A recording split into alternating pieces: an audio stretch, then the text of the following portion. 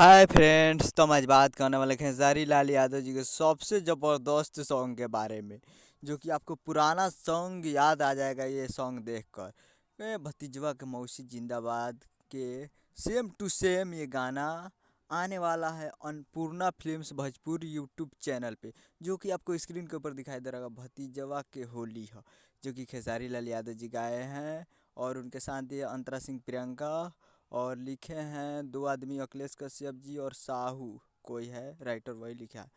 तो और म्यूजिक दिए हैं छोटू रावत जी। तैयार है Annapurna films Bhojpuri YouTube channel पे 16 तारीख को 7:15 पे। तो जाइए और अन्नपूर्णा फिल्म्स को सब्सक्राइब कर लीजिए, ताकि जब भी यह नोटिफिकेशन आप तक पहुँचे। और हाँ, हमारे चैनल पर नए हैं तो चैनल को सब्सक्राइब करके बेल आइकन प्रेस कर दीजिए, ताकि ऐसे ही खेसारी लाल यादव जी के लेटेस्ट न्यूज़ लाते रहे। और यहाँ ये मेरा दूसरा चैनल है, इसे भी सब्सक्राइब कर लीजिए, ताकि ये लेटेस्ट न्यूज़ इसी पर लाते रहेंगे। मिलते हैं अगले वीडियो में, तब तक के लिए जय हिंद जय भोजपुरी।